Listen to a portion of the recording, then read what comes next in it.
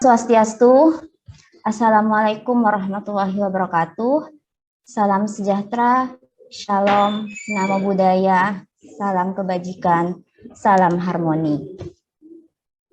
Pertama-tama, izinkan saya menyapa Bapak Ibu yang sudah hadir di Zoom meeting pada pagi hari ini.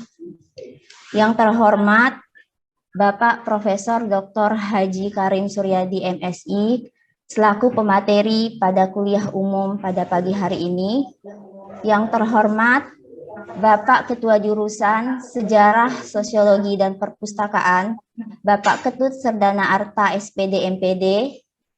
Yang terhormat Bapak Ibu Koordinator Program Studi di Lingkungan Sejarah, Sosiologi, dan Perpustakaan.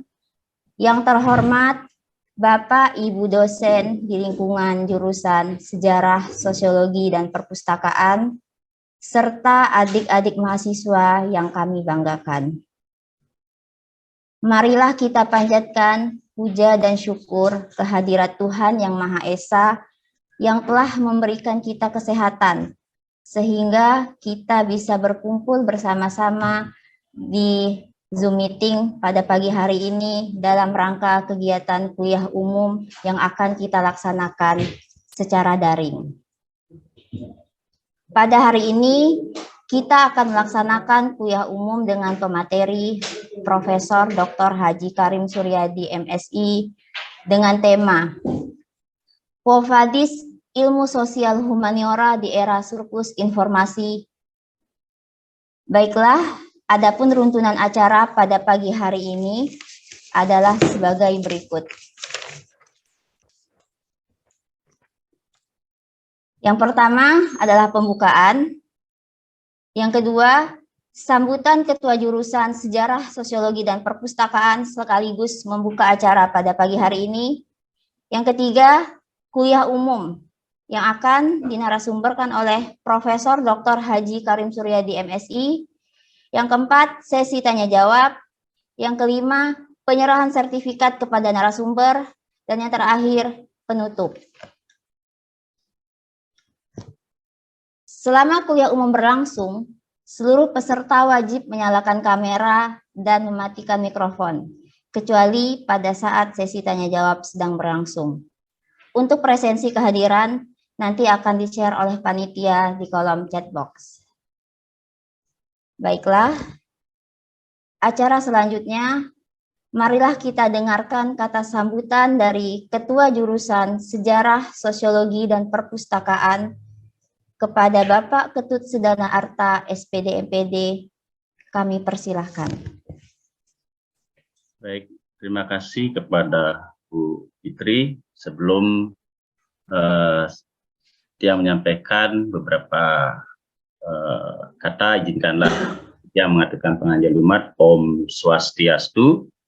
Assalamualaikum warahmatullahi wabarakatuh. Salam sejahtera untuk kita semua. Salam namo buddhaya, salam harmoni. Yang saya hormati Bapak Profesor Dr. Haji Karim Suryadi MSI dari Universitas Pendidikan Indonesia di Bandung. Yang saya hormati Bapak Ibu, terutama adalah Sekretaris Jurusan Sejarah, Sosiologi, dan Perpustakaan, Ibu Korprodi Pendidikan Sejarah, kemudian Bapak Korprodi Pendidikan Sosiologi, kemudian Ibu Korprodi Perpustakaan yang sudah hadir di room, kemudian Bapak Ibu staf dosen yang telah hadir di acara virtual ini, serta adik-adik mahasiswa yang mengikuti kuliah umum pada kesempatan ini. Pertama-tama mari kita panjatkan puji syukur kehadapan Tuhan Yang Maha Kuasa, Sang Yang Diwasa, karena berkat rahmat-Nya hari ini kuliah umum yang sudah dirancang oleh jurusan sebagai bentuk implementasi dari program Wakil Dekan 1 bisa dilaksanakan hari ini dengan ketuanya Pak Alif, ya, serta teman-teman yang sudah mempersiapkan acara ini dengan baik. Saya lupa tadi menyapa, yang saya hormati Bapak Koordinator Lab SSP ya, supaya saya tidak lupa dan terbiasa untuk menyapa beliau. Bapak Ibu sekalian, hari ini kita beruntung mendapatkan narasumber yang kredibel terkait dengan tema kita hari ini, yaitu Quo Vadis Ilmu Sosial Humaniora di Era Surplus Informasi. Seperti yang kita ketahui, ilmu sosial humaniora ini di era surplus informasi memiliki peran yang sangat penting. Ya, ini sudah kita buktikan dalam historisnya beberapa persoalan-persoalan kebangsaan yang pernah terjadi di Indonesia itu bisa dipecahkan oleh ilmu sosial humaniora. Seperti misalnya beberapa kasus yang terjadi pasca reformasi, seperti konflik yang berbau sara, kasus Sambas, kemudian kasus Ambon, dan beberapa kasus yang terjadi di wilayah Indonesia bisa diselesaikan dengan baik dengan urun pendapat pakar-pakar sosial humaniora. Demikian juga Bapak Ibu, di lapangan pendidikan, ilmu sosial yang kita bisa cermati dari mata pelajaran IPS yang di dalam kurikulum Merdeka sekarang itu digabungkan menjadi IPAS, ilmu pengetahuan alam dan sosial. Pengajarnya juga guru dari ilmu sosial dan guru dari IPA. Ini menjadi satu dilema sendiri bagi guru dan juga bagi siswa di lapangan, karena ilmu sosial digabungkan dengan IPA. Walaupun di dalam kompetensi dasar yang dimuat memang terpisah antara kompetensi dasar ilmu sosial dan IPA, tetapi karena itu digabung tentu akan menjadi permasalahan manakala IPAS itu diajar oleh orang ilmu sosial saja atau oleh orang IPA saja gitu. Ya. Oleh karena itu mungkin pada kesempatan ini Pak Profesor Dr. Haji Karim Suryadi, MSI, bisa nanti memberikan pencerahan bagi kita mau dikemanakan ilmu sosial humaniora di era surplus informasi ini.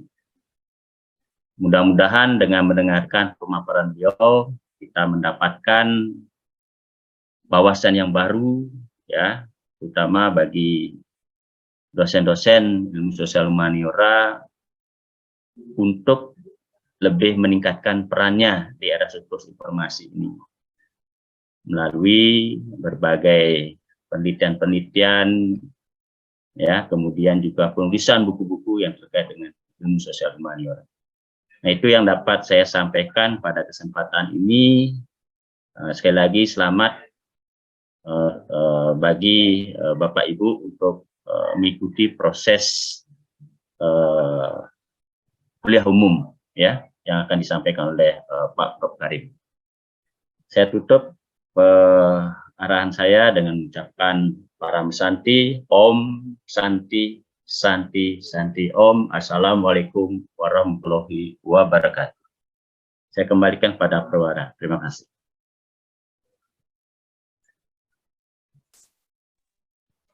Terima kasih kepada Bapak Ketut Sedana Arta, SPD MPD, selaku Ketua Jurusan Sejarah, Sosiologi, dan Perpustakaan yang telah membuka kegiatan kuliah umum pada pagi hari ini.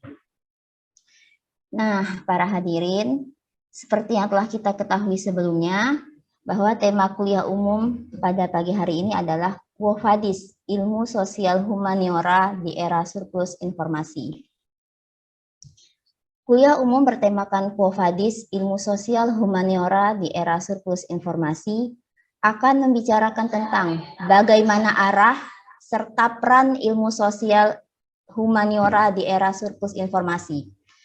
Dengan begitu, anggapan semakin terkikisnya eksistensi ilmu sosial humaniora dapat ditepis dengan menegaskan arah serta peran ilmu sosial humaniora di era surplus informasi. Assalamualaikum. Selamat pagi Bapak Profesor Dr. Haji Karim Suryadi, MSI. Selamat pagi. Terima kasih atas kesediaannya menjadi pemateri pada pagi hari ini. Kami ucapkan selamat datang di jurusan Sejarah, Sosiologi, dan Perpustakaan, Fakultas Hukum dan Ilmu Sosial Universitas Pendidikan Ganesha. Apa kabar Bapak? Alhamdulillah baik. Semoga dalam keadaan sehat walafiat.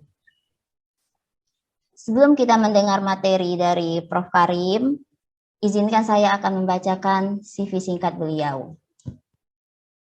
Profesor Dr. Haji Karim Suryadi, MSI, dilahirkan di Subang pada tanggal 14 Agustus 1970.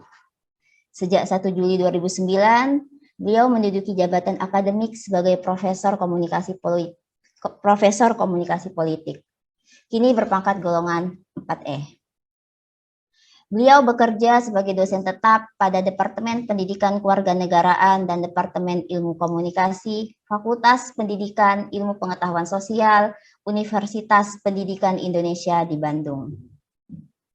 Beliau juga menjadi dosen Sekolah Staf dan Komando (SESKO) Tentara Nasional Indonesia sejak tahun 2001. Atas pengabdiannya sebagai dosen di lingkungan TNI, Presiden Republik Indonesia menganugerahinya Satya Lencana Dwidyasista pada tahun 2020. Beliau menamatkan pendidikan doktoral di Universitas Pajajaran.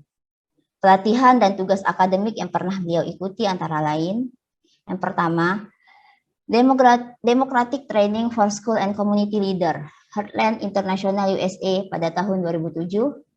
Yang kedua, Visiting Professor, Nihon University, Japan 2008. Yang ketiga, Visiting Islamic Scholar, United Kingdom, Juni sampai Juli 2017. Dan yang keempat, Visiting Professor, Nihon University, Japan, Januari 2020.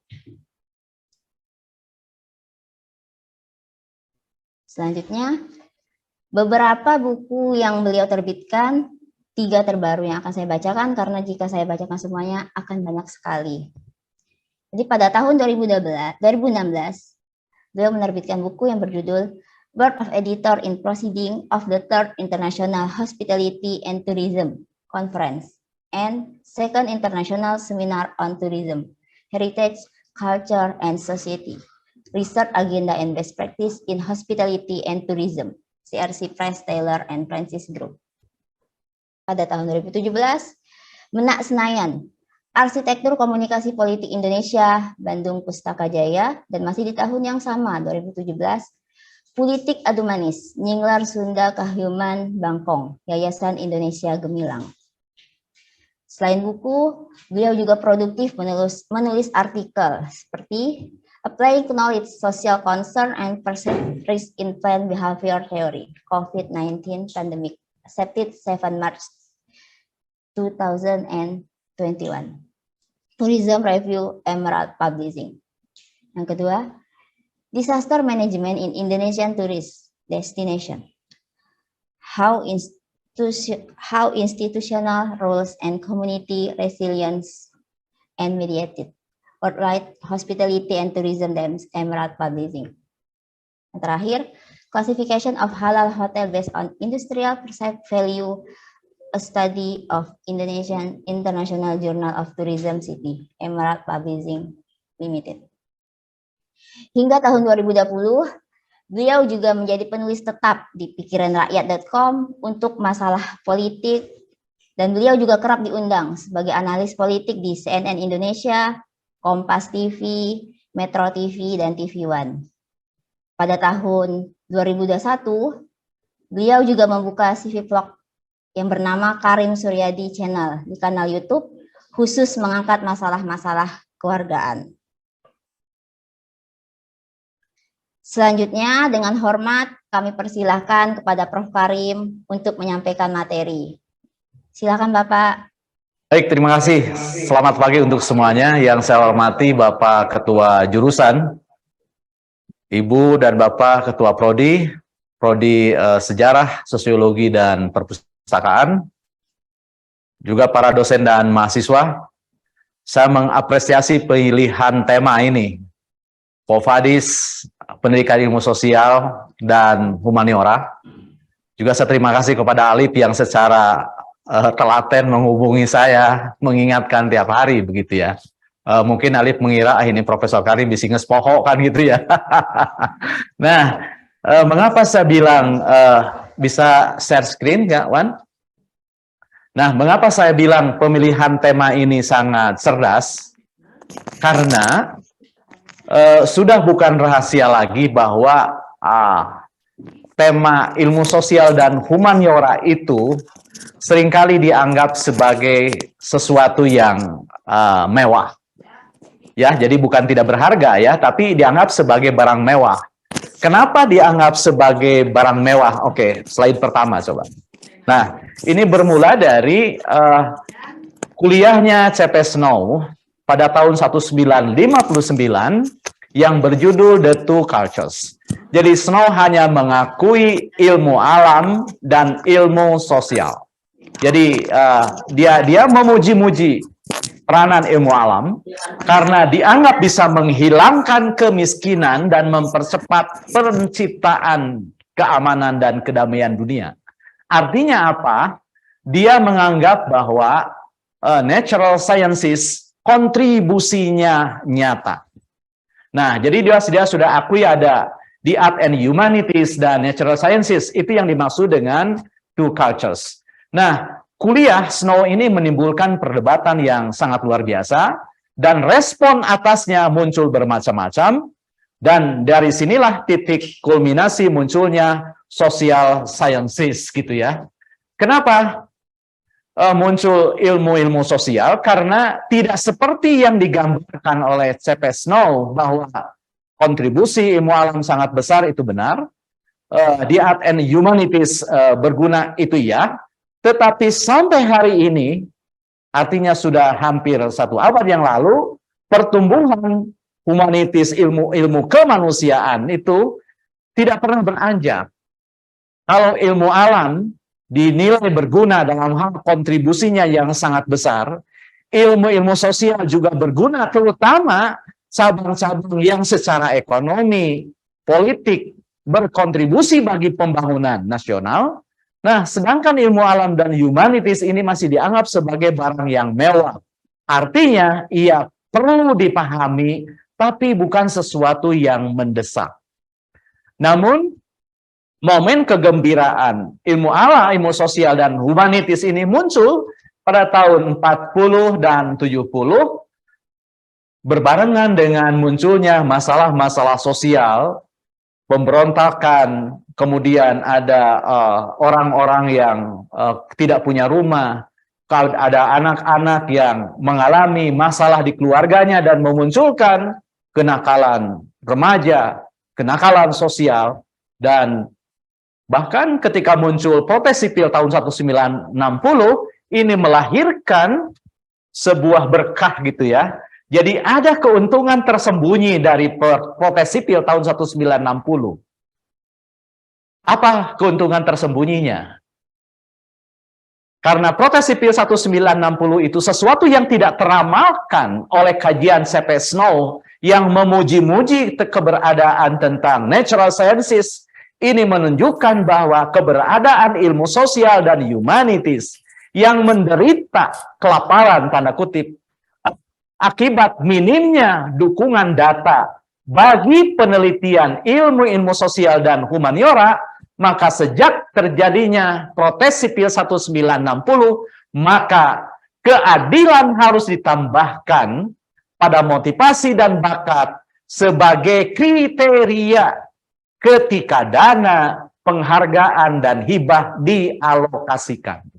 Jadi artinya, meskipun kontribusi langsungnya tidak sebesar ilmu-ilmu alam, perhatian pengelola dana riset harus memperhatikan ilmu sosial dan humanitis. Karena ternyata ada beberapa fenomena yang tidak bisa diselesaikan, bahkan tidak bisa diramalkan oleh perkembangan ilmu-ilmu kealaman. Nah, dari sanalah satu persoalan terbatasnya peluang dan besaran hibah serta penghargaan atas produk penelitian menimbulkan perbedaan status antara humaniora dan ilmu sosial di satu sisi dan ilmu alam di sisi lain mulai terjawab. Sayangnya, meskipun aspek keadilan ditambahkan, jadi bukan belas kasih gitu ya. Jadi kalau orang-orang ilmu sosial dan humaniora mendapatkan hibah, bukan karena belas kasih, tetapi karena orang menyadari bahwa terdapat persoalan yang tak terselesaikan oleh ilmu alam, maka aspek keadilan demi kajian yang menyeluruh yang bisa menjawab persoalan masyarakat harus dimasukkan dalam seleksi, tapi ini tidak menyelesaikan persoalan. Mengapa? Karena meskipun dana ada, tapi masih terdapat praktik di mana penelitian-penelitian dalam bidang ilmu sosial dan humanitis itu kekurangan metode yang sangat kuat. Dan Kagan misalnya menganalogikan kekurangan ini sebagai seorang petani yang membawa cangkul ke lahan yang miring dan gersang dengan maksud untuk menahan pepohonan. Jadi artinya kehendaknya jelas, menanam pepohonan, melakukan riset yang berguna bagi masyarakat, menjawab pertanyaan-pertanyaan dan permasalahan sosial yang ada, namun metodenya masih dinilai lemah. Jadi sebenarnya inilah yang menjadi titik tolak dan pemicu, sekaligus juga fakta bahwa pada awalnya keberadaan ilmu sosial itu tidak diakui, bahkan di art and humanities meskipun ada juga dianggap sebagai sesuatu yang mewah, karena orang cenderung menilai kemanfaatan ilmu itu dari dampak langsung. Padahal kalau kita bercermin pada sejarah keilmuan, sejarah penemuan uranium, di mana pidato Marie Curie ketika dia mendapatkan Nobel itu sangat mengesankan dan berguna serta relevan sampai hari ini. Marie Curie mengatakan bahwa jangan pernah menilai kemanfaatan sebuah riset itu dari dampak langsungnya terhadap kehidupan. Sungguh ketika saya melakukan riset tentang uranium, tidak pernah terlintas bahwa apa yang saya lakukan hari ini akan berguna bagi kesehatan. Saat itu yang mendorong saya melakukan riset dan menuntaskannya hanya keinginan untuk memberikan kontribusi permanen bagi perkembangan ilmu pengetahuan. Kontribusi permanen bagi perkembangan ilmu pengetahuan. Itulah yang mendorong Marie Curie melakukan riset uranium. Tapi baru dalam beberapa tahun setelah riset itu dilakukan, ternyata temuannya berguna dalam pengobatan kanker dan kajian-kajian lain dalam bidang kesehatan. Jadi, dampak langsung dari uranium bukan sesuatu yang mendorong Marie Curie melakukan penelitian itu. Nah, jadi ini sebenarnya sejarah dalam bidang akademik yang dilupakan oleh mereka yang terpukul dampak langsung riset dalam bidang ilmu alam. Nah, mari sekarang kita lihat apa sebenarnya hakikat ilmu kemanusiaan dan ilmu sosial ini, sehingga mudah-mudahan kehadiran saya bisa menjawab pertanyaan, quo vadis, mau kemana? Ini kan sebenarnya pertanyaan ya, dalam sejarah Yesus ketika akan disalib, kau mau kemana? Quo vadis. Baik, slide selanjutnya. Kita akan lihat. Nah, ini perbedaan ya, saya gambarkan ini dari bukunya Kagan, Jeremy Kagan, menulis buku Three Cultures. Jadi kalau C.P. Snow hanya Two Cultures tahun 1959, kemudian 2009 muncul buku Jeremy Kagan yang berjudul Three Cultures. Jadi 3 tradisi keilmuan, natural sciences, kemudian social sciences, dan humanities. Pertama, dilihat dari primary interest-nya. Jadi natural sciences menekankan kepada prediksi dan penjelasan semua fenomena alam.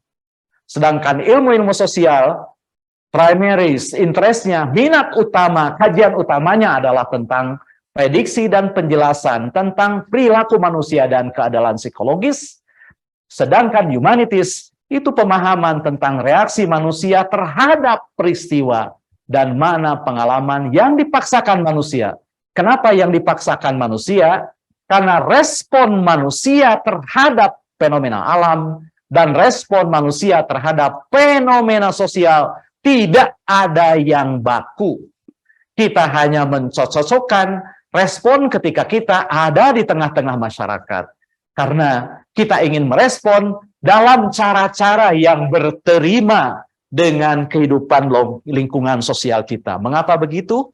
Karena menurut W.I. Thomas, manusia adalah organ yang punya kemampuan dan dibimbing untuk mendefinisikan situasi. Jadi kalau para mahasiswa habis dari kuliah umum itu akan pergi ke mall, atau akan pergi ke pura, akan pergi ke pasar, pasti mereka akan mendefinisikan situasi mall, pura, dan pasar berbeda, sehingga busana yang dikenakan sekarang akan berbeda, sehingga mahasiswa akan tetap tidak dinilai sebagai salah kostum ketika selesai kuliah langsung ke mall, selesai kuliah langsung ke pura, atau selesai kuliah langsung ke pasar. Yang kedua, sumber utama dari evidence-nya, atau bagaimana cara-cara mengontrol kondisinya. Pengamatan entitas material yang dikontrol secara eksperimental. Ini ciri utama natural sciences. Jadi kalau misalnya peneliti ilmu sosial melakukan studi eksperimental, sebenarnya ini sesuai dengan hakikat ilmu pengetahuan sosial atau ilmu sosial yang secara tradisi punya dua kaki. Meminjam tradisi ilmu alam dalam riset eksperimental misalnya, meskipun disadari bahwa kajian utama ilmu sosial itu bukan pengamatan entitas kealaman, tapi perilaku, pernyataan verbal, dan tindakan biologis yang lebih jarang dikumpulkan dalam kondisi di mana konteksnya selalu dapat dikendalikan. Jadi meskipun ilmuwan sosial melakukan studi eksperimental, harus disadari bahwa konteks yang melatari atau setting yang melatari tindakan seseorang tidak sepenuhnya bisa dikendalikan, seperti halnya peneliti tikus mengendalikan lingkungan dalam studi eksperimental ilmu alam.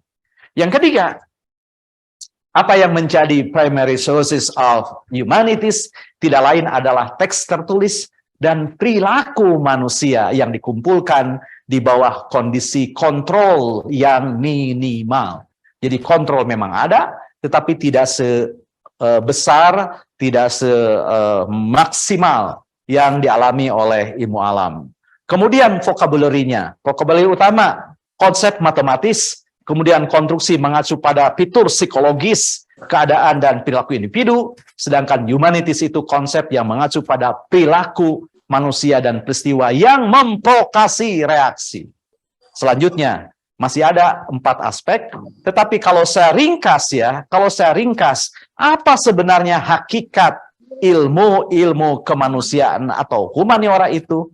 Saya sepakat dengan apa yang dikatakan oleh Profesor Sujatmoko dulu yang mengatakan bahwa ilmu kemanusiaan itu tidak lain adalah jendela.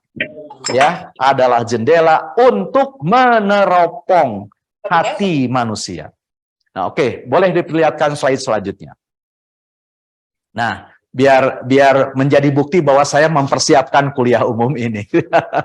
Tapi kita fleksibel saja. Nah, jadi sebagai jendela tempat meneropong hati manusia. Nah, sedangkan ilmu sosial apa? Ilmu sosial itu dia akan mengkaji fenomena-fenomena yang bersifat respons manusia terhadap lingkungan sosialnya dan terhadap lingkungan alam yang perilakunya lahir dari konteks itu. Nah, pertanyaan selanjutnya, di tengah kondisi di mana ilmu kemanusiaan masih dianggap sebagai barang mewah, sesuatu yang cukup diketahui tapi tidak penting-penting amat, bagaimana kita menilai kontribusinya? Nah, saudara-saudara sekalian, perbedaan fenomenologi, perbedaan vocabulary, perbedaan sudut pandang, perbedaan data, itu menegaskan bahwa kontribusi sebuah disiplin ilmu tidak bisa disamaratakan. Tetapi kita mengetahui, seperti disinggung oleh ketua jurusan tadi, ada fakta di mana ilmu alam tidak bisa menyelesaikannya dengan tuntas. Kasus Sambo, tragedi Kanjuruhan, kematian di Korea gitu ya, atau kejadian kerusuhan di mana-mana, itu bukan tugasnya ilmu alam, padahal itu makin sering terjadi. Jadi, kenapa tadi saya bilang penting? Karena ibu bapak, penyimpangan sosial terjadi hari ini akibat pengabaian terhadap ilmu-ilmu sosial dan kemanusiaan. Mengapa begitu? Karena secanggih apapun perkembangan sosial, sehebat apapun kemajuan teknologi, tapi tetap manusia tidak terbuat dari semen. Artinya apa? Artinya manusia punya perasaan, manusia punya pikiran, manusia punya ketakutan dan kecemasan. Dan itu semua hanya bisa dipahami oleh ilmu-ilmu kemanusiaan. Oke, slide selanjutnya. Kita akan lihat bagaimana objek kajian dan kosakata ilmu kemanusiaan. Jadi tadi saya bilang, humaniora secara sederhana kita pahami sebagai jendela untuk mengintip hati manusia. Nah, namun ada beberapa fungsi yang dimainkan. Yang pertama, manfaatnya apa? Membantu dalam penyusunan suatu kerangka moral yang imajinatif untuk perbuatan kita. Ini dikatakan oleh William Bennett. Apa itu kerangka moral imajinatif? Begitu. Yang dimaksud dengan kerangka moral imajinatif adalah empati terhadap dan memahami perjuangan seseorang. Misalnya, ketika saya membaca sebuah prosa, membaca sebuah novel, di dalamnya akan terdapat pertentangan dan perjuangan masing-masing tokoh. Dengan membaca novel, dengan membaca cerita, dengan membaca puisi, pertama, saya diajak untuk turut terlibat dan menghayati apa perasaan yang dialami oleh tokoh. Dan ini merupakan ladang bagi pembentukan empati. Yang kedua, saya pun harus menerima bukan saja tokoh-tokoh yang protagonis dan sesuai dengan preferensi nilai saya, tetapi saya pun harus berbagi perhatian dengan tokoh-tokoh antagonis yang bertentangan, menyebalkan, bahkan membuat saya marah. Dan ini artinya saya sedang dilatih untuk mengembangkan toleransi. Karena begitulah kenyataannya di dalam kehidupan sosial kita, di antara orang-orang yang kita senangi, terselip orang-orang yang kurang kita sukai, tapi terhadap orang yang kita senangi, terhadap orang yang kita benci, kita harus berbagi perasaan. Sebab kita tidak hidup sendiri. Sudah dua manfaatnya, empati, kemudian toleransi. Yang ketiga manfaatnya apa? Ilmu kemanusiaan dan ilmu sosial mendidik manusia dan mereka yang mempelajarinya untuk bisa memberikan pertimbangan etis. Ibu bapak sekalian, pertimbangan etislah sesungguhnya yang membedakan manusia dari binatang. Mengapa begitu? Pada tahun 1945, George Orwell menulis novel yang berjudul Animal Farm. Dan kalau kita baca tuntas novel itu, pesan yang ingin dia katakan oleh George Orwell tidak lain adalah apapun yang bisa dilakukan oleh manusia, binatang bisa melakukannya. Manusia bisa memerdekakan diri dari penjajahan, binatang bisa memerdekakan diri dari manor farm. Manusia mengadakan upacara bendera untuk memproklamasikan kemerdekaannya, binatang pun melakukan. Manusia menyusun konstitusi undang-undang dasar, binatang juga menyusun konstitusi undang-undang yang terdiri atas 7 pasal. Termasuk ketika manusia bisa melakukan korupsi pasal, ketika menyusun undang-undang, binatang pun bisa melakukannya. Bahkan ketika pemerintahan manusia bisa menciptakan infrastruktur, membangun infrastruktur, binatang juga bisa membangun infrastruktur berupa penyediaan tenaga listrik. Apalagi tindakan manusia yang tidak bisa dilakukan oleh binatang, hanya satu, apa itu? Membuat pertimbangan etis. Jadi kalau ada pemerintah yang sombong bisa melakukan sesuatu, misalnya bisa membebaskan rakyatnya dari buta huruf, binatang bisa melatih bahasa huruf, bahasa tulis, dan terbukti kelompok babi dinilai sebagai kelompok yang lebih cerdas, dan karena itu kelompok babi menjadi pemimpin di Animal Farm. Ada Napoleon gitu ya yang menjadi presiden karena dianggap sebagai orang yang paling cerdas, paling paham, paling pandai. Jadi kalau ada orang menjadikan pemimpin mereka karena dia paling cerdas, sesungguhnya tidak jauh dengan perilaku Republik Animal Farm. Itu intinya. Jadi sekali lagi, inilah salah satu manfaat ya, 3 manfaat dari kajian ilmu-ilmu kemanusiaan, mendidik empati, toleransi, dan membuat pertimbangan etis melalui apa? Melalui bahan-bahan bacaan. Apakah itu puisi, apakah itu prosa, apakah itu drama, apakah itu novel.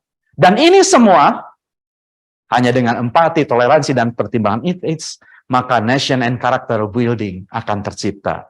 Bangsa kita akan utuh kalau kita punya empati, kalau kita punya toleransi, kalau kita punya penilaian etis. Sebab sudah dikaji sejak awal, Indonesia yang berbineka tunggal ika ini hanya bisa tegak ketika kita menyadari bahwa Indonesia tumbuh bukan karena kesamaan sejarah, bukan karena kesamaan agama atau kesamaan adat istiadat, tapi kita hidup di Indonesia yang majemuk ini dan tetap bersatu karena kesadaran kita, karena kemauan kita untuk hidup sebagai bangsa.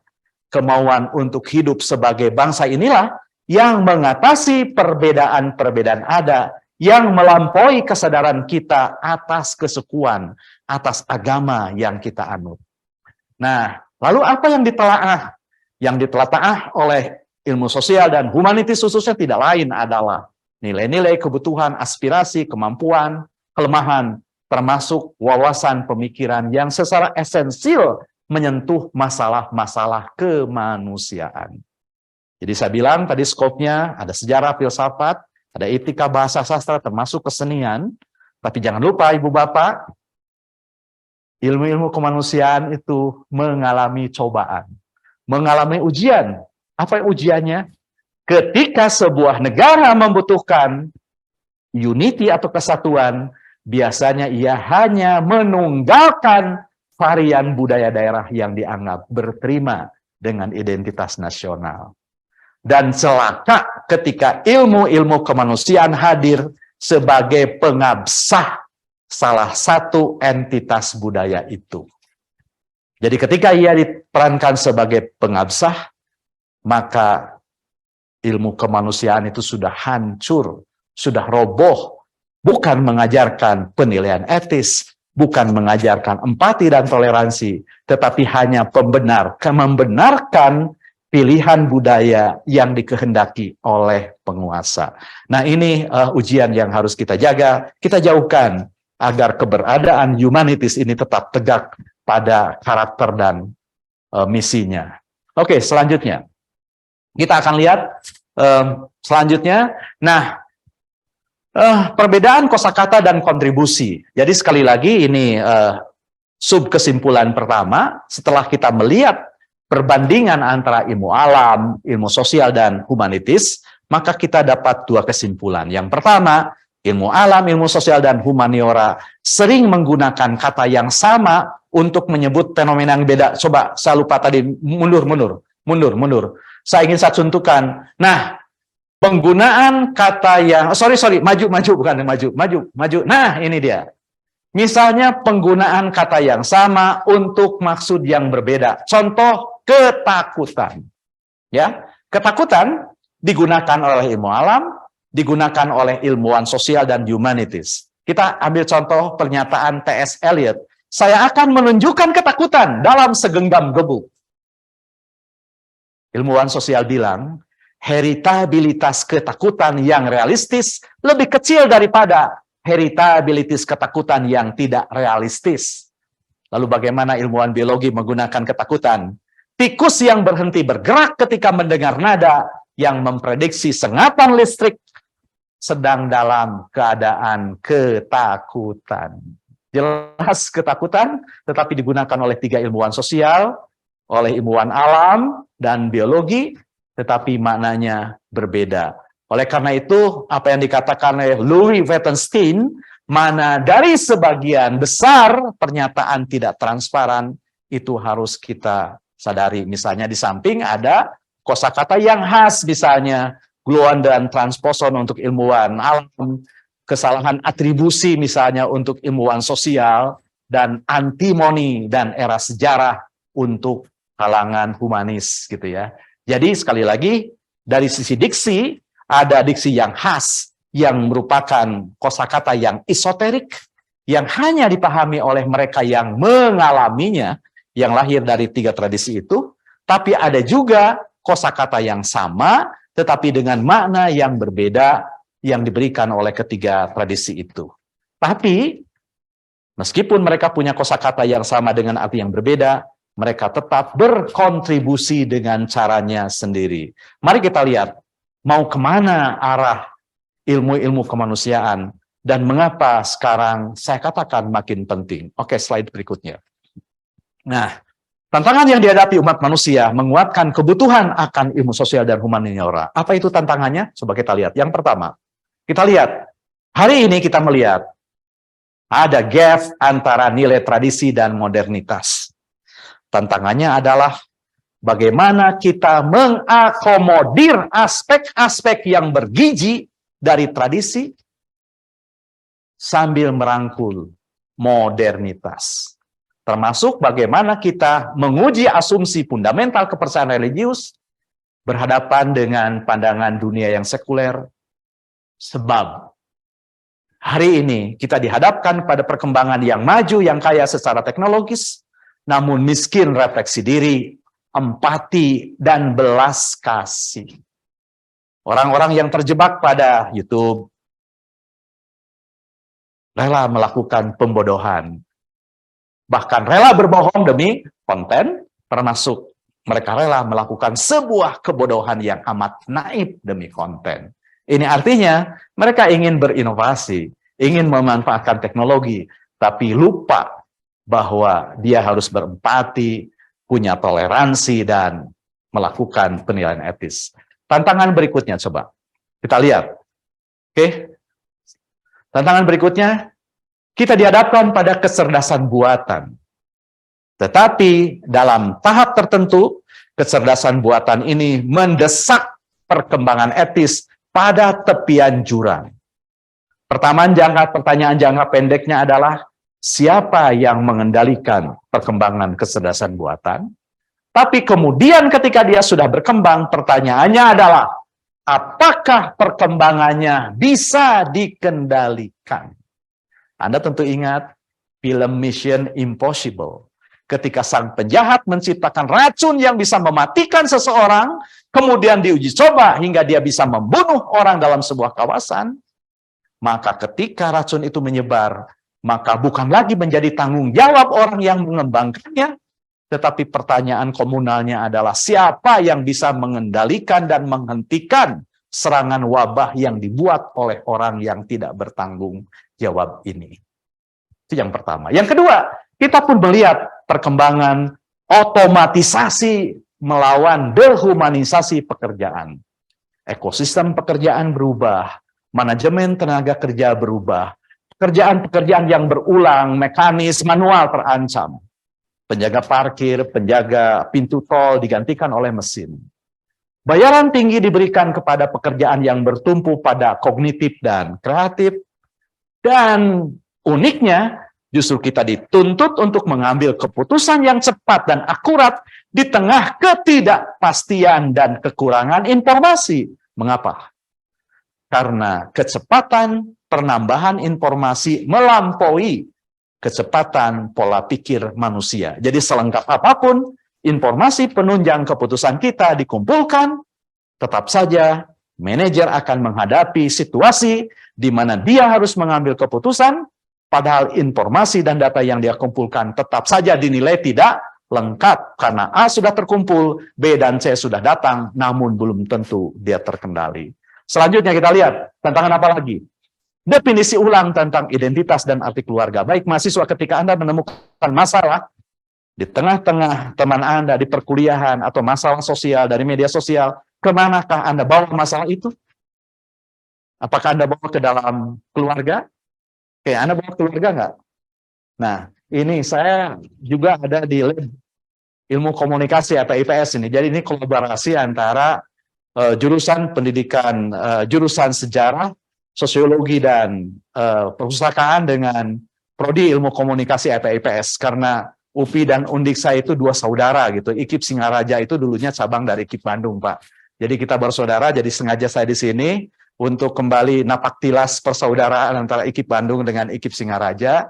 Sekarang pada level jurusan ilmu komunikasi, di sini ada teman-teman yang hebat, ada yang kameramen segala macam gitu ya. Nah, tadi saya tanya, ketika Anda mendapatkan masalah dibawa kemana? Tidak dibawa ke keluarga kok. Dibawanya kemana? Dibawanya ke Google. Anda tanya ke Google, benar nggak nih masalah? Kemudian tiba-tiba, ya, ponakan saya misalnya, tiba-tiba dia puasa. Saya tanya, kata siapa kamu harus puasa hari ini? Dia ketawa-ketawa, mesem soleh gitu. Ternyata dia mendapatkan ilmunya dari Google. Artinya apa? Dia tidak sekolah di madrasah sekarang, tapi dia sekolah di YouTubiah, berilmu dari YouTube. Jadi artinya keterlibatan online itu mengajak anak-anak berpaling, bukan lagi mengacu pada nilai-nilai yang ditawarkan oleh keluarganya, tetapi pada paparan ide-ide dan budaya yang ditawarkan oleh perangkat online. Oleh karena itu maka fungsi dan peran unit keluarga tradisional digantikan oleh jaringan transnasional. Selepas kematian Ratu Elizabeth, ada mahasiswa saya menggunakan cincin yang sangat bagus. Saya bilang itu cincin asli, dia bilang jujur mengatakan tidak. Kok Anda pakai itu? Iya Pak, saya terinspirasi oleh Kate Middleton. Karena Kate Middleton hadir dalam pemakaman Ratu Elizabeth dan menggunakan cincin, dia tiru cincinnya. Cincin yang tidak pernah digunakan oleh ibunya, tidak pernah digunakan oleh neneknya. Tapi dia belajar dari penampilan Kate Middleton. Selanjutnya. Nah, ini terakhir, tantangan terakhir. Coba, terakhir. Oke, klik. Hah? Tidak bisa? Oh, belum. Masih ada sebenarnya. Oh, berarti transfernya belum. Nah, justru pada bagian terakhir, jadi tadi airdropnya kali tidak sampai semua ya. Nah, ini dia masih ada. Masih ada. Ini mahasiswa ngebohongin dosennya, bilang belum, udah habis, saya yang bikin kok. Nah, ini saran ya, saran dari Profesor Elting. Sekaligus menjawab pertanyaan Quo Vadis, ilmu sosial dan ilmu humaniora. Profesor Elting ini dari Massachusetts Institute of Technology, dia katakan, apabila Anda benar-benar ingin memperbaiki pemahaman tentang suatu situasi modern, apapun wujud situasi modern itu, maka Anda harus tahu sesuatu tentang segi permesinan situasi tadi. Jadi, pertama-tama kita harus tahu situasi teknologinya, aspek teknologinya, perangkat teknologinya, wujud teknologinya. Pahami itu. Tapi tidak cukup. Mengapa? Karena kita pun harus mengetahui apa-apa yang diajarkan oleh ilmu sosial, ilmu politik, ilmu ekonomi. Jadi, apa yang dikatakan oleh Profesor Elting, kini saatnya ilmu-ilmu sosial dan humaniora harus saling bersapa dengan ilmu alam. Mengapa? Tadi saya katakan, secanggih apapun perkembangan teknologi, manusia tetaplah tidak terbuat dari semen. Dan karena itu, ilmu-ilmu humaniora hanya tidak akan dibutuhkan ketika manusia sudah terbuat dari semen. Oke, slide selanjutnya. Nah, ini tantangannya. Bagaimana kontribusi ilmu kemanusiaan? Kontribusi ilmu kemanusiaan dihadapkan kepada kemajuan teknologi. Satu, memastikan manusia tetap menjadi pemberi perintah terhadap mesin, bukan menjadi budak mesin. Jadi, yang pertama, makin besar peran teknologi pembentukan lingkungan manusia, makin besar pula keharusan ilmu alam, ilmu sosial, dan ilmu kemanusiaan untuk saling menyapa. Seperti dikatakan oleh Profesor Erling tadi. Yang kedua, setiap teknologi baru melahirkan pertanyaan-pertanyaan dan dilema-dilema etis, dilema nilai baru. Dan semuanya itu harus dijawab menurut preferensi nilai yang dianut oleh masyarakat, agar kita tidak menjadi entitas yang terasing di tengah kemajuan teknologi. Yang ketiga, maaf ya, saya gunakan istilah pribumi. Memanfaatkan kemampuan pribumi artinya apa? Bagaimana kita mengangkat kearifan lokal suatu masyarakat untuk membaca fenomena, menentukan arah, dan menilai kemanfaatan perkembangan teknologi.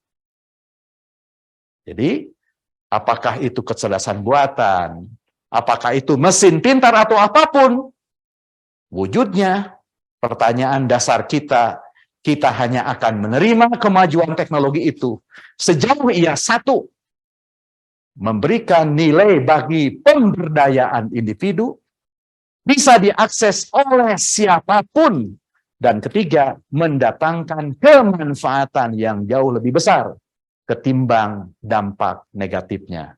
Terakhir, nah ini baru terakhir, Karim Suryadi Channel mengatakan, selama manusia tidak terbuat dari semen, maka ilmu-ilmu sosial dan humaniora tetap dibutuhkan untuk memahami pikiran, perasaan, dan keputusan moral yang akan diambilnya. Sekian, terima kasih. Mari kita diskusi.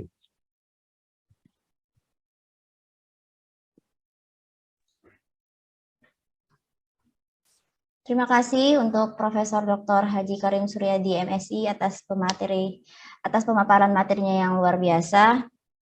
Kita di sini semua termasuk yang sangat beruntung bisa mendengarkan materi yang disampaikan oleh Prof. Karim. Baiklah adik-adik mahasiswa dan hadirin. Nah, silahkan yang ingin bertanya, silahkan untuk raise hand, sebutkan nama lengkap, angkatan, dan asal program studi. Serta jangan lupa untuk mengaktifkan kamera dan mikrofon.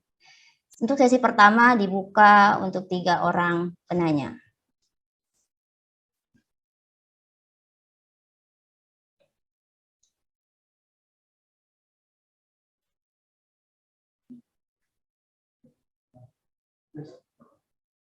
Silakan yang bertanya. Bismikallahumma ahya wa bismika amut. Lewat tidur. Oke, kepada Lisaman Harefa, silakan bertanya untuk pertanyaan pertama. Silakan untuk mengaktifkan kamera dan mikrofon.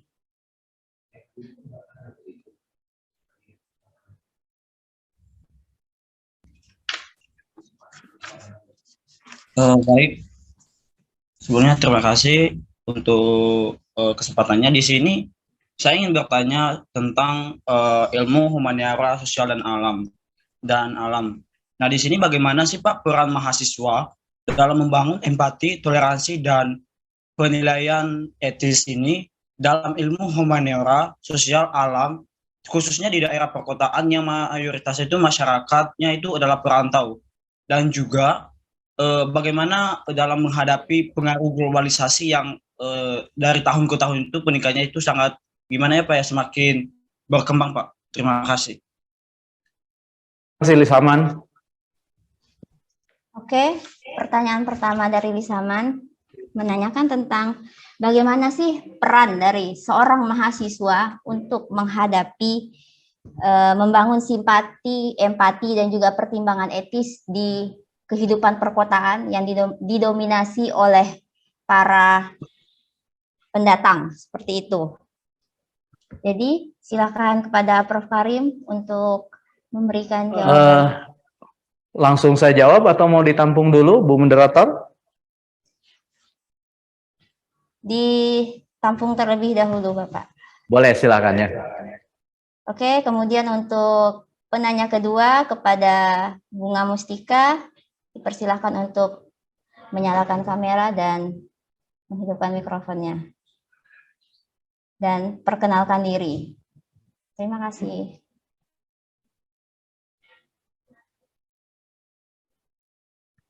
Maaf, Ibu Bunga masih dalam kondisi unmute. Oke, terima kasih. Terima kasih Ibu Moderator atas kesempatannya. Assalamualaikum warahmatullahi wabarakatuh. Perkenalkan, saya Bunga Mustika. Semoga Prof. Karim masih ingat dengan saya. Oh ya Bunga, saya ingat. Iya, karena saya salah satu mahasiswa beliau. Ya, bagaimana kabarnya Prof? Alhamdulillah sehat Bunga. Anda makin manis seperti bunga.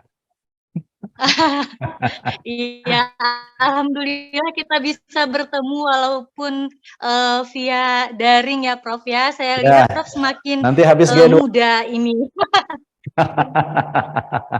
Iya. Ya, gimana Bunga? Ya, baiklah di sini. Kenapa? Ya, maaf Prof, tadi gangguan jaringan. Di sini saya sangat mendapatkan materi yang luar biasa, seperti nostalgia di 3 tahun ke belakang waktu Prof memberikan kuliah di kelas dan di angkatan kami.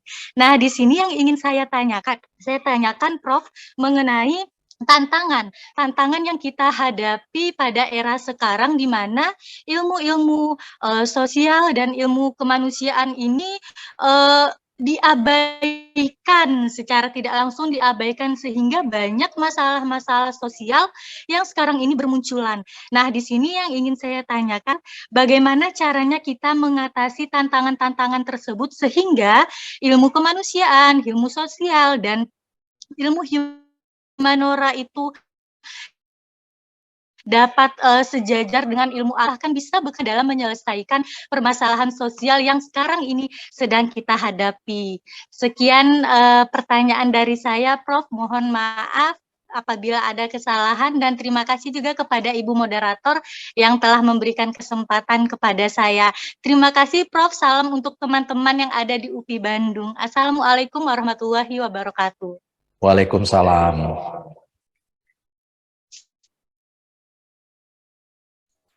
Jadi untuk sesi pertama dicukupkan untuk 2 penanya terlebih dahulu. Pertanyaan pertama dari Lisaman ya. Yang pertama Lisaman, yang kedua dari Bunga Mustika. Tadi Lisaman bertanya tentang bagaimana menumbuhkan empati, toleransi, dan kemampuan untuk melakukan penilaian etis di tengah komunitas yang didominasi oleh para pendatang. Sementara Bunga Mustika bertanya tentang bagaimana mensejajarkan ilmu-ilmu sosial dan kemanusiaan atau humaniora dengan ilmu alam. Nah, begini, globalisasi itu bukan sesuatu yang harus dilahap. Pertama, tetapi kita juga tidak bisa melawan arus. Jadi bagaimana dilahap? Jangan, dilawan jangan arusnya. Tapi harus miring gitu ya. Sederhananya begitu. Harus miring itu bagaimana? Begini, ciri khas globalisasi itu artinya orang bisa tersambung dan terputus pada entitas global, bergantung pada kepemilikan dan preferensi nilai yang dia anut. Ada orang-orang dan kelompok orang dengan preferensi nilai yang tertolak, yang tidak berterima secara global, maka dia bukan hanya akan terputus dari jaringan global, tapi ia akan menjadi musuh bersama. Ketika mendengar Snowden, ketika mendengar Al-Qaeda, itu entitas yang stateless, yang bukan negara, tetapi semua orang ketakutan. Dan di mana-mana tidak akan ada pintu bagi dia untuk memasuki negara manapun. Jadi artinya ia sudah terputus dari koneksi global. Sebaliknya ada orang-orang yang meskipun dia bukan negara, dia entitas pribadi, tapi karena punya nilai yang berterima secara global, maka dia diundang kemana-mana, dipersilahkan masuk gitu. Jadi itu sebenarnya kata kunci dari globalisasi. yakni apakah seseorang itu memiliki nilai yang berterima secara global atau bertentangan secara global. Dan koneksinya akan tersambung dan terputus secara otomatis bergantung kepada preferensi nilai. Nah, bagaimana mengembangkan empati, toleransi, dan penilaian etis di tengah situasi seperti itu? Maka saya katakan, teknologi tidak punya perasaan. Teknologi tidak punya preferensi nilai apapun. Tapi kemanfaatannya bergantung kepada bagaimana cara-cara kita memanfaatkannya. Di kuliah sering katakan bahwa teknologi internet itu seperti dewa Janus dalam mitologi Yunani. Kalau Anda ingat mitologi dewa Janus? Dewa Janus itu adalah dewa yang bermuka dua, menghadap ke kiri dan ke kanan. Artinya apa kalau saya bilang internet teknologi seperti dewa Janus? Artinya teknologi internet itu memiliki manfaat sebesar mudorot yang mungkin dihadirkannya. Sehingga kita tidak bisa katakan internet itu membuat orang bodoh, tidak bisa kita puji internet itu bisa membuat orang pinter. Bodoh atau pinternya orang yang memanfaatkan internet bergantung kepada cara-cara dia memanfaatkannya. Disinilah pentingnya media literasi. Yang pertama. Yang kedua, kita butuh media ya, karena teknologi menambah fitur kebijaksanaan kita. Tetapi teknologi pun punya keterbatasan. Di mana keterbatasannya? Karena ia minim, bahkan dangkal, bahkan tidak punya perasaan. Coba misalnya, kalau kita berhadapan dengan laptop, lalu mengakhiri tugas kita ingin mengakhiri, apakah kita akan tutup begitu saja? Laptop akan menampilkan pertanyaan, apakah mau disimpan atau tidak? Jawabannya apa? Yes atau no, hanya itu. Padahal keseringan kita mengambil sikap yang tengah-tengah. Ketika ditanya, mau apa enggak? Gimana ya? Gimana ya? Itu kan antara mau dan tidak. Tapi laptop tidak memberikan opsi gimana iya. Opsinya hanya ya dan tidak, hitam putih gitu. Nah, padahal itu tidak berterima dengan umumnya budaya Indonesia yang cenderung mengambil sifat average. Nah, oleh karena itu maka bagaimana cara kita berhubungan dengan teknologi, bagaimana cara kita berhubungan dengan budaya asing, budaya yang datang dari luar termasuk yang dibawa oleh pendatang, maka saya akan ambil pelajaran yang sederhana dari kehidupan bebek dan ayam. Di kampung saya, bebek itu tidak bisa menetaskan telurnya. Bagaimana di Bali? Ibu moderator, apakah bisa di Bali bebek menetaskan telurnya sendiri? Bisa nggak di Bali? Bisa nggak? Tidak, Pak. Bisa nggak? Tidak, Pak. Bisa? Bisa? Tidak. Oh, tidak. Ternyata sama ya. Di mana-mana bebek tidak bisa menetoskan telurnya sendiri. Karena apa? Karena si moncongnya pelatuknya itu lebar, tidak setajam ayam. Oleh karena itu ketika petani ingin menetaskan telur bebek, dia akan titipkan telur-telur bebek itu ke sekumpulan telur yang sedang dirami oleh ayam. Dan ayam bodohnya tetaskan aja semua telur yang dia rami, termasuk telur bebek tadi. Dan ketika telur bebek sudah menetas, lalu muncullah anak-anak bebek. Masya Allah, luar biasa. Kita tidak akan menemukan anak-anak bebek itu karena ditetaskan oleh ibunya ayam, dia meniru ayam, tidak. Telur bebek yang ditetaskan oleh ayam tetap melahirkan anak bebek dan berperilaku sebagaimana bebek pada umumnya. Dia hanya ikut ketika dia turunkan nginjak tanah, ayam ke kiri, bebek ke kanan untuk mencari air. Jadi, bebek tidak kehilangan akal sehatnya, bebek tidak kehilangan preferensi nilai, bebek tidak kehilangan panduan hidupnya, hanya karena ditetaskan oleh induk ayam. Seperti telur bebek yang ditetaskan oleh induk ayam, Seperti itulah seharusnya kita berhubungan dengan globalisasi, kita berhubungan dengan teknologi. Jangan karena kita berhubungan dan bergaul erat dengan teknologi dan globalisasi, lantas kita menjadi budaknya. Tapi tetaplah kita menjadi pemberi perintah atas teknologi, atas alat yang dihadirkan oleh teknologi itu. Itu kunci bagaimana kita memelihara empati, pertimbangan etis, dan toleransi. Kemudian yang kedua, pertanyaan dari Bunga Mustika. Bagaimana mensejajarkan ilmu sosial dan ilmu kemanusiaan dengan ilmu alam?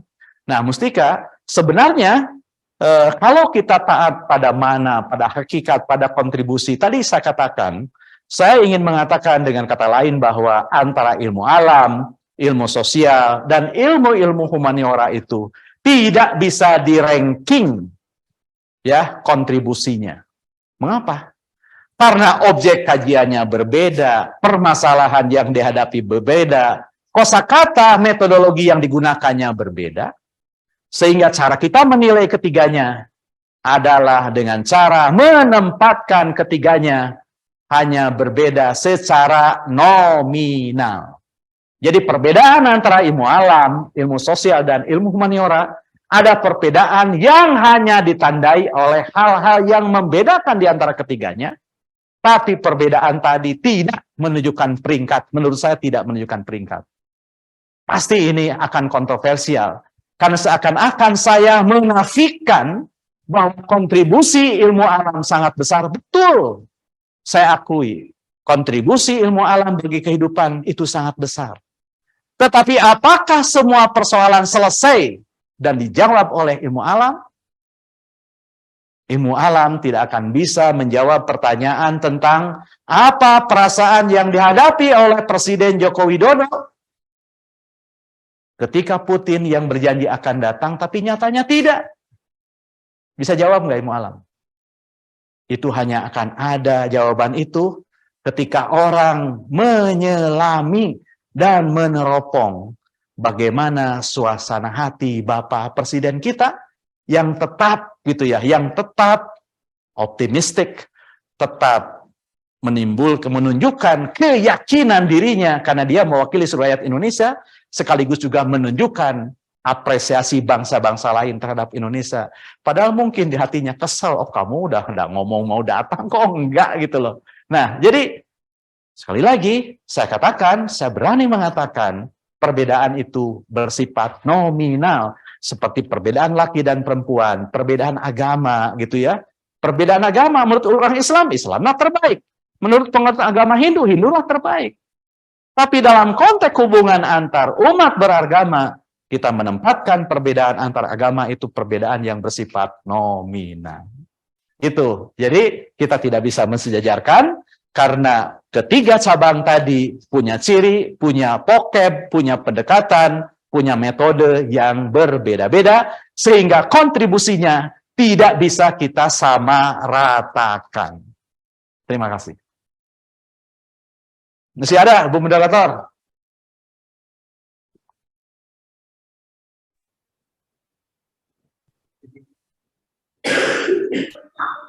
Bagaimana Ibu Mustika dan Dikri Saman? Apakah sudah terjawab atas pertanyaan yang ditanyakan? Ini Bu, udah. Sudah, terima kasih banyak, Prof. Ya, sama-sama Bunga. Cepat S3 ya. Insya Allah, Prof, minta doanya. Amin. Oke, baik, cukup untuk pertanyaan dari Dikri Saman Harefa dan Ibu Bunga Mustika. Selanjutnya kita akan memasuki sesi pertanyaan berikutnya kepada Prof. Imade Pageh. Saya persilahkan. Terima kasih Bu Fitri. Maaf Bapak, saya menggunakan HP ini ya. Tadi ikut pencerahan dari Ibu Susan ya, dari Bapak PKN juga ke sini di Undiksa. Kita akan mengadakan kerjasama dalam berbagai hal, terutama adalah bagaimana lembaga kita bisa ya naik peringkatnya kan gitu ya. Jadi naik poinnya walaupun bukan koinnya. Ya. Tadi ditekankan seperti itu. Bu Susan sedang bicara di sebelah ya. Terima kasih Bapak Prof sudah memberikan beberapa pencerahan kepada kami sehingga luar biasa. Saya sebagai yang juga mempelajari ilmu sosial sangat senang sekali ada pencerahan-pencerahan yang hubungan dengan perspektif baru yang dapat dikatakan semoga pendengar utama adalah mahasiswa dan teman-teman di SSP ya belajar dari apa yang dicerahkan oleh Pak Kadim ya. Jadi Pak Prof yang luar biasa ya. Nah, ada beberapa masalah yang sering ketika kita atau saya sendiri terutama karena saya di sejarah Bapak mempelajari sejarah terutama pendidikan sejarah. Tentu akan mengambil nilai dalam itu terutama adalah pertimbangan-pertimbangan etis yang akan kita lakukan terkait dengan keputusan yang kita akan ambil. Nah, terutama adalah dalam memberikan pencerahan seperti Pak Prof tadi mencerahkan kita, tapi kita mau mencerahkan mahasiswa kadangkala pertimbangan etis itu adalah kadangkala dari mana sudut pandang yang saya mau ambil, terutama terkait dengan saya seorang dikategorikan sebagai ilmuwan sosial, sekaligus juga dikategorikan sebagai ilmuwan humaniora. Sejarah sering juga didekati dari perspektif ilmu sosial, tapi sejarah juga didekati dari perspektif humaniora, karena sejarah adalah humaniora. Gitu. Nah, persoalannya Pak Prof, bagaimana kami harus membedakan terkait dengan pengambilan nilai tentang pertimbangan etis, apakah perspektif yang kami gunakan adalah humaniora atau ilmu sosial. Seperti Pak Prof tadi menjelaskan adalah bebek tidak akan pernah bisa mengeram telurnya. Tapi kita lihat sebangsa bebek, namanya di Bali dolong Pak, ada namanya dolong sebangsa itu. Dia tukang kerem Pak, dia padahal sebangsa. Kalau lihat hidung, mulutnya tidaklah seperti ayam, tapi kayak bebek, persis bebek. Ya memang bebek itu, tapi kakinya pendekan itu ya, lebih besar lagi sedikit itu. Termasuk angsa, dia adalah sebangsa ya, tapi bisa ngerem dia. Tapi kalau bebek kita pakai contoh sama dengan yang saya jelaskan tadi, kita harus mengambil perspektif lain juga di samping bebek harus pakai dolong sebalinya itu kuir bahasa Balinya itu yang dijadikan lawar atau angsa. Nah disitulah kita ingin mendapat wawasan terkait dengan pertimbangan etis karena ada berbagai hal yang ada di antara kita, terutama adalah di Bali Pak Prof, terutama di Undiksa sekarang adalah karena pilihan kita untuk memberikan pilihan etis itu kepada agama sebagai dasar nilai itu persoalan nampaknya ya, kita saling mencurigai satu dengan yang lain. Oleh karena itu, karena ini adalah universitas kami, adalah universitas negeri, ya, ketar-ketir juga menggunakan perspektif Trihita sebagai dasar pertimbangan etis. Nah, itu karena kami berpikir begini, Prof, supaya jangan itu bukan agama Hindu ya, karena ini sering menjadi pertanyaan terkait dengan pertimbangan etis itu. Ya, ini menarik sekali sebenarnya. Sehingga hubungan manusia sebagai sentrum kan itu. Nah, inilah kita pakai. Lu hidup pasti berhubungan dengan alam. Mari kita lestari dengan alam atau harmoni dengan alam. Itu disebut Trihita Karana tahap 1 Pak Prof. Setelah itu kamu manusia pasti harus berhubungan. Hubungan manusia dengan manusia. Pasti itu. Apakah kita lihat sebagai perspektif ilmu sosial atau humaniora. Gitu. Dan yang juga terakhir adalah kamu pasti makhluk beragama. Karena kamu tinggal di Indonesia. Hubungan manusia dengan Tuhannya. Nya itulah ada variasinya di situ seperti Prof jelaskan tadi. Nah, oleh karena itu kebebasan dalam kaitan dengan nya itu sesuai dengan agamanya.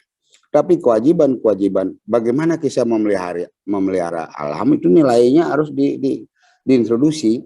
Karena kamu sebagai, misalnya saya contoh, kamu sebagai manusia pasti bernafas. Jika bernafas kamu pikir lebih jauh, siapa yang ngasih nafas? Ya pohon. Oksigen. Kamu makan dari mana? Ya dari pohon. Terus kepada siapa kita harus menghormati sang napas? Kepada pohon. Nah itu misalnya. Tetapi pohon kait dengan lebih lanjut kan ada penciptanya Pak Prof. Nah hubungan inilah kadang-kala pertimbangan nilai etis itu kontradiktif dengan apa yang kita maui kalau kita menggunakan agama sebagai dasar pertimbangan. Karena kita saling mencurigai satu dengan yang lain. Ternyata di dalam kaitan ini kalau agama, terutama kan budaya beragama. Ya, kalau agama kan sudah sudah final itu, karena itu anugerah Tuhan, kita harus wajib tahu. Budaya beragama kita kadangkala mengecoh di antara kita, karena kita sebenarnya sama-sama mengambil sang napas dari pohon. Agama masing-masing menjelaskan bergantung latar belakang dari mana itu datang. Misalnya saya kebetulan agama Hindu, Pak Prof, dan kebetulan lahir di Bali. Dari India banyak sekali peradaban India yang masuk ke Bali. Tapi itu dilakukan hibridasi atau dilakukan mixing, hingga menjadi di Bali itu lebih menonjol seperti itu, karena ini seolah-olah dianggap Hindu padahal lokal jenius Bali. Sehingga hal-hal yang berbau lokal seperti Pak Prof jelaskan dalam penjelasan tadi, mungkin di situ akan masuk. Kami ingin mendapat pencerahan terkait pertimbangan etis kalau kami harus menyentuh hal-hal yang bersifat hubungan manusia dengan Tuhannya. Kalau hubungan manusia dengan manusia tadi juga tidak disebutkan sejarahnya di mana posisinya, Prof. Multikulturalisme kita itu di mana posisinya di masa depan. Nah, inilah sebenarnya kami mungkin masih ada hal yang butuh dicerahkan terkait dengan itu. Nah, itu secara umum persoalan yang ada di kepala saya. Jadi Pak Prof, mohon diberikan komentar secara umum saja, sehingga adakah titik temu di antara kita sehingga kita bisa saling isi mengisi berhubungan dengan yang sama-sama kita memandang bagaimana masa depan ilmu sosial, humaniora, terutama kalau kita bicara sekarang humaniora.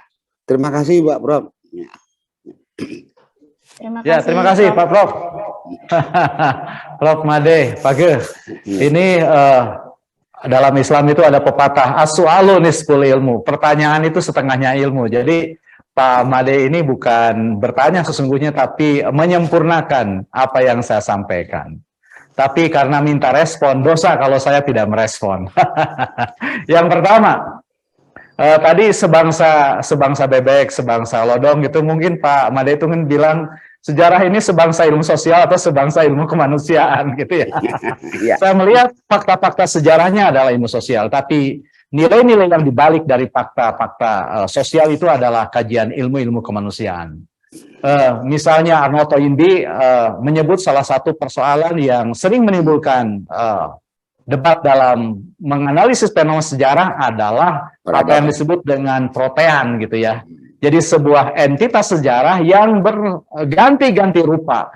Jadi protean itu kan kisah dari Proteus gitu ya, ketika terjadi peperangan di mana salah seorang panglima perang pulang dan tersesat di lautan, kemudian ketemu dengan dewa laut yang bernama Proteus. Proteus bisa menunjukkan jalan kemana pemimpin perang itu harus pulang asal dia bisa menangkap dirinya. Namun sayangnya Proteus tidak bisa ditangkap karena sering berubah wujud. Dan inilah yang kata Arnold Toynbee disebut dengan protean.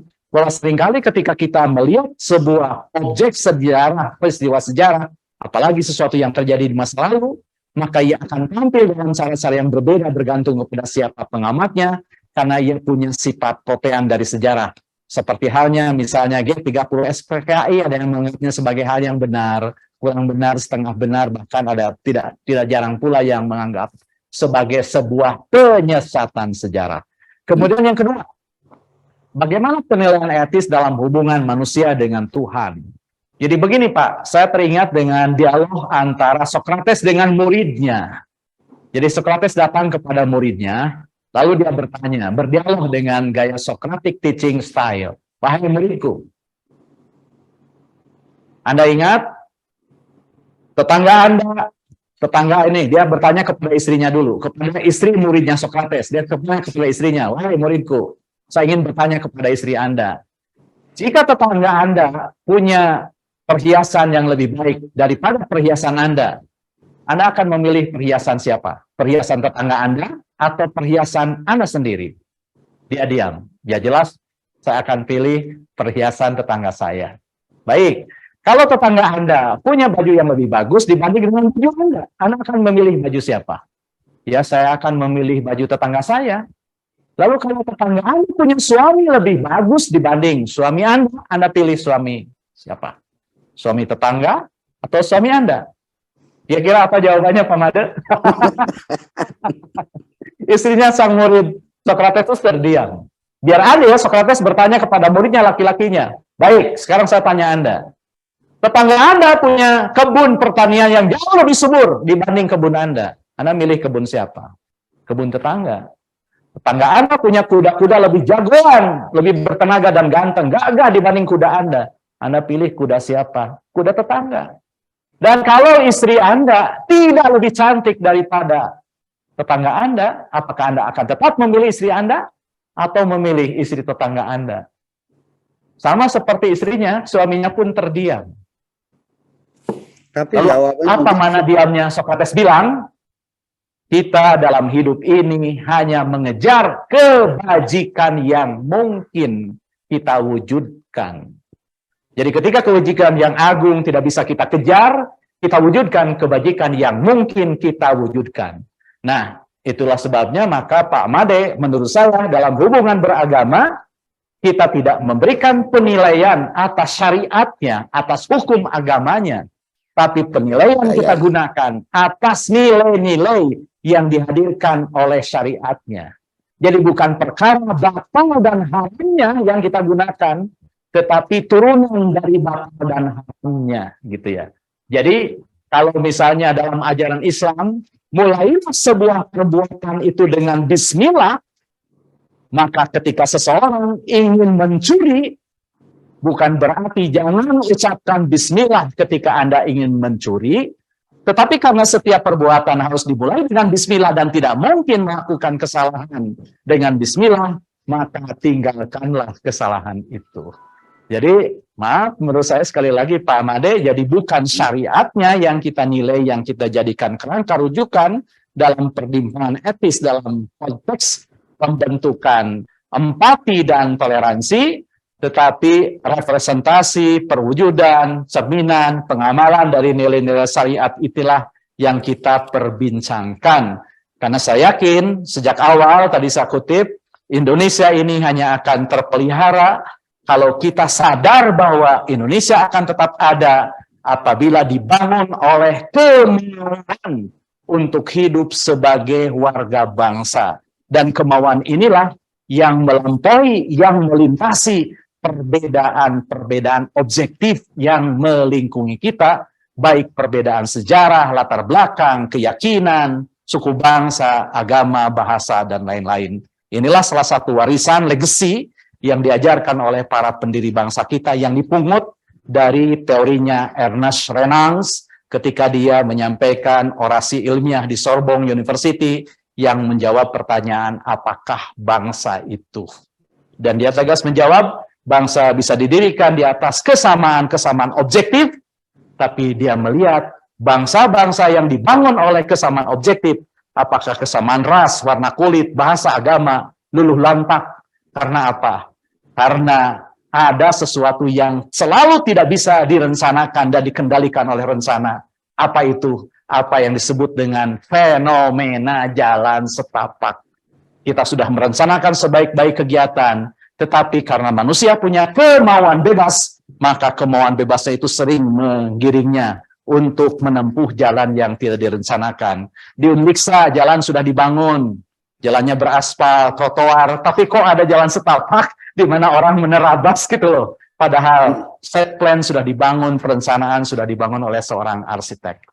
Jadi kita hanya mengejar sesuatu kebajikan yang mungkin kita wujudkan. Terima kasih, Nun Sewu, Pak Prof. Made. Pak Prof, ada kadang-kadang saya senang, saya setuju dan sangat-sangat setuju pada pemikiran Prof dan saya juga ada di situ. Tetapi berbicara pertimbangan etis seperti itu jawabannya. Tapi ketika kita melihat realistis, justru jawaban-jawaban tadi yang seharusnya jangan naiki kuda, apa namanya? Kalau tukar istri gimana? Tidak, ya. Tapi selingkuh Pak Prof. Di sini kata kuncinya jadi diambil dengan jalan selingkuh. Perselingkuhan itu yang sulit kita deteksi sehingga tetap aja dia mengisi apa yang kita tidak sukai. Tapi dengan jalan selingkuh. Persoalannya di situ. Iya, harus diawali dengan Bismillahirrohmanirrohim, misalnya jangan lakukan hal-hal yang salah. Tapi di balik itu mungkin ada hal-hal yang secara realistis kita perlu analisis kritis. Di situ kerusakan kemanusiaan, kebangsaan dan sebagainya, sehingga orang mungkin di depan A tapi di belakang B. Ah. Ya, tampilannya alim, ya, alim sekali, tetapi perilakunya yang karena dilakukan model selingkuh itu tidak tahu. Disitulah sebenarnya permainan yang ada di permukaan. Nah, oleh karena itu kita bersama-sama agar mengisi itu bagaimana di depan dan di belakang agar sama. Oleh karena itu model selingkuh ini Pak Prof, gimana kita harus memberikan arti makna dalam Kopasdis ke depan ilmu kita ini. Terima kasih Pak Prof. Ya, terima kasih. Ya, tadi sudah disinggung tentang dosa terbesar ilmu kemanusiaan ketika hadir sebagai pengabsa. Terima kasih, Prof. Made. Iya.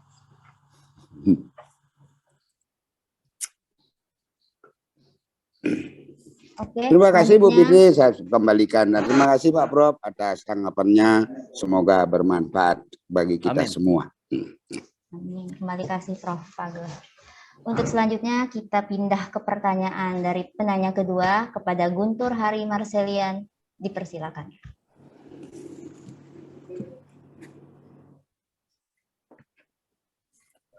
Baik, terima kasih Bu Fitri selaku moderator atas kesempatannya dan terima kasih Prof. Karim telah menyempatkan waktu untuk mengisi kuliah umum pada hari ini. Jadi yang saya lihat gitu Prof ya terkait dengan profesi ini dan apalagi dengan arus globalisasi seputar teknologi informasi yang semakin merajalela gitu. Saya lihat misalnya contohnya di dalam pertokoan atau supermarket gitu Prof. Para bos supermarket itu bahkan mereka lebih percaya terhadap perhitungan dari kalkulatornya gitu Prof daripada pegawainya sendiri atau ada manusia di sana tapi bos tersebut lebih percaya pada perhitungan kalkulator gitu daripada orang. Nah, disinilah saya lihat ada pergeseran profesi di sini antara teknologi dengan manusianya. Gitu. Nah, kemudian yang saya tanyain ini terkait dengan profesi guru ini, Prof. Apakah profesi guru itu bisa digantikan gitu, Prof, dengan kalau kita mengenal sekarang AI gitu, artificial intelligence, karena semakin lama AI itu bahkan semakin baik dan bukan tidak mungkin lagi kalau AI itu mungkin bisa menjadi guru digital gitu, Prof, bagi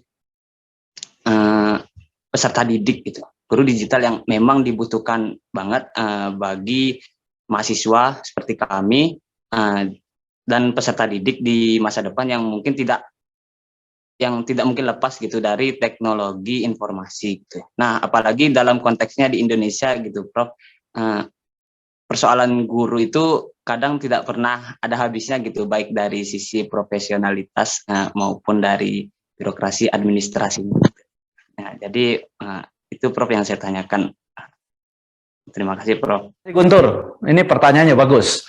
Apakah guru bisa digantikan oleh mesin? Oleh mesin pintar? Jawaban saya bisa.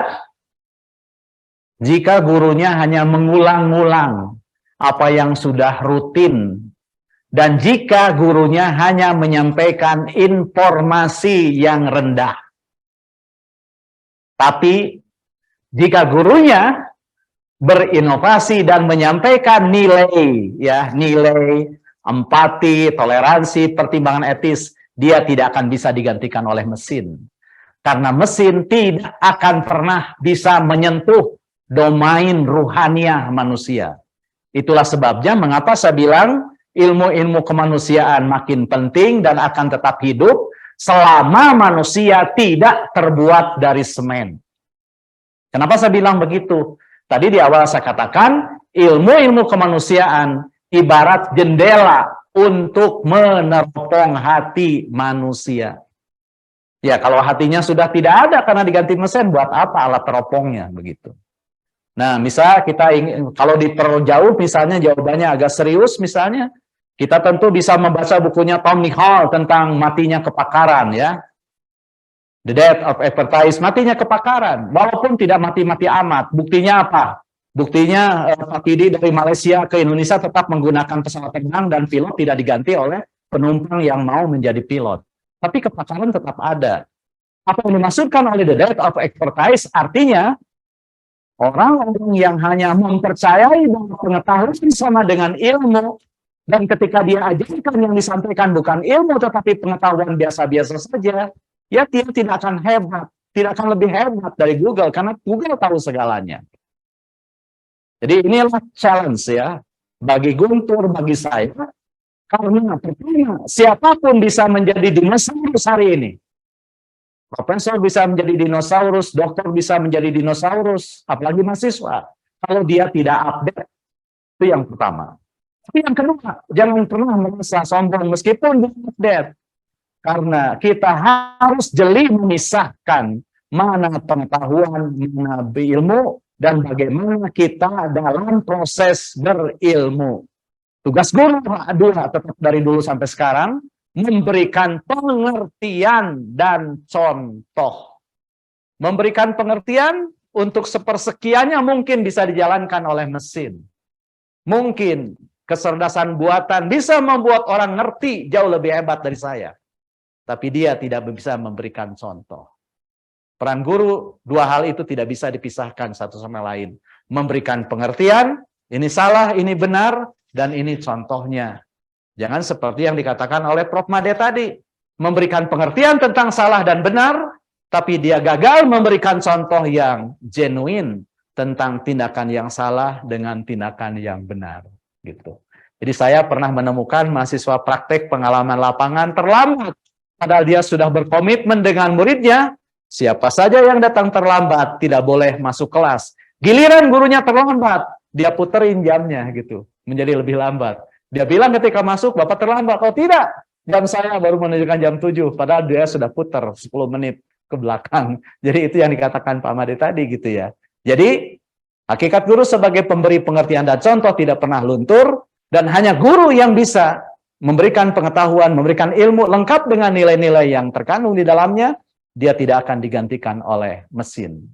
Tapi jika guru, pekerjaannya terjatuh pada hal-hal yang bersifat rutin, berulang-ulang, manual, maka tak ubahnya seperti penjaga mesin di gerbang tol, dia bisa digantikan oleh mesin.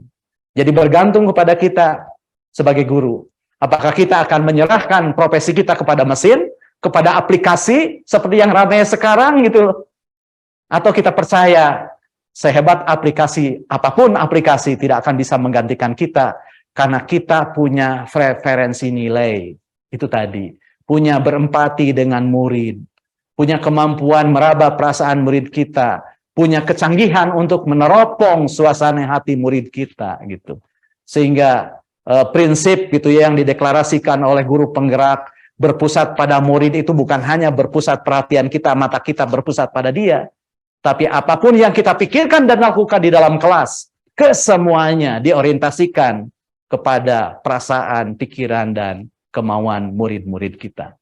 Begitu Guntur, begitu Bu Fitri.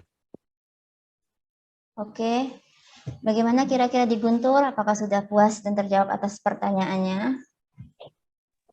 Baik, untuk jawabannya sangat memuaskan, Prof. Terima kasih, Guntur. Saya kembali Oke, baik. Untuk pertanyaan berikutnya, apakah saya boleh bertanya, Prof. Karim? Oh, bolehlah, double. Moderator ya penanya, silakan Fitri. Oke, Ini pertanyaan terakhir kayaknya deh. Silakan. Jadi, untuk kedepannya itu bagaimana sih eksistensi pengaruh dari ilmu sosial humaniora di tengah masyarakat? Nah, karena ini pertanyaan yang bagus. Banyaknya Jawabannya informasi di slide terakhir poin ketiga. Jadi bagaimana kita membumikan ilmu-ilmu kemanusiaan dalam konteks pembentukan profesi. Jadi artinya apa? Ilmu-ilmu kemanusiaan, kalau bicara soal perasaan, bicara soal empati, bicara soal pertimbangan etis, itu kan norma, norma yang berlaku bagi siapapun. Dan itu menjadi nilai dasar yang berlaku mana-mana. Tetapi kita percaya bahwa setiap profesi punya nilai instrumental yang berbeda dalam pengertian bagaimana cara dia membumikan nilai dasar itu tadi. Jadi, berempatinya seorang pedagang berbeda dengan berempatinya seorang dosen. Jujurnya seorang pedagang berbeda dengan jujurnya seorang dosen. Kalau pedagang dikatakan jujur ketika ia tidak mengurangi timbangan, maka seorang dosen dikatakan jujur ketika dia memberikan penilaian, memberikan skor berdasarkan kompetensi yang ditunjukkan oleh mahasiswanya, kendati mahasiswanya adalah sosok yang tidak dia sukai. Dan dia tetap memberikan skor yang rendah misalnya terhadap mahasiswa yang paling dia sukai ketika dia tidak menunjukkan performance akademik yang mengharuskan dia mendapatkan skor tertinggi. Jadi tantangan kita ke depan adalah bagaimana membumikan, membahasakan ilmu-ilmu kemanusiaan dalam konteks profesi kita. Dalam konteks pendidik sejarah, pendidik sosiologi, dan ahli-ahli dan pustakawan. Seperti halnya saya akan membumikan ilmu-ilmu kemanusiaan dalam konteks kewarganegaraan dan praktik-praktik praktisi dan ilmuwan komunikasi. Begitu Bu Fitri. Oke, terima kasih Prof. Karim. Bu Fitri, masih ada waktu? Masih ada Ibu Sandra. Oh iya, terima kasih. Selamat siang, Prof. Karim. Selamat siang, Bu. Ya, saya Bu Putu Sandra Tari. Oh ya. Menarik sekali dan saya ikut bergelora, Prof, mendengarkan paparan dari.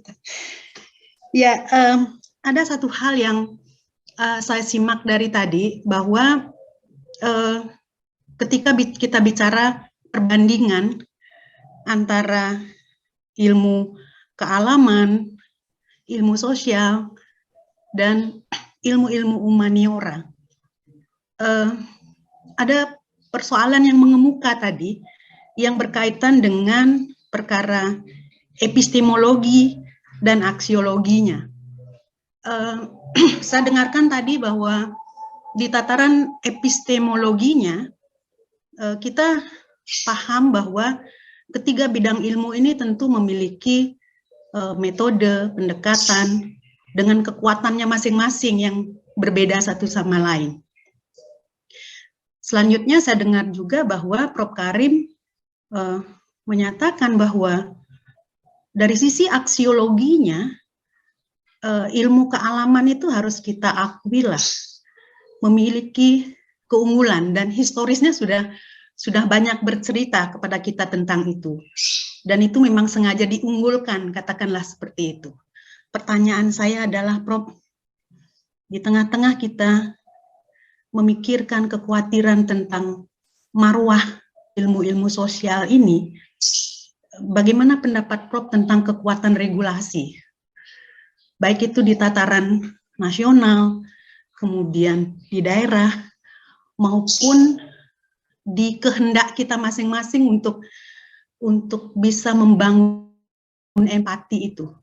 Sekali lagi, saya ingin tanya kepada Prof terkait dengan kekuatan-kekuatan regulasi yang bermain di tengah-tengah perseteruan ketiga bidang ilmu ini.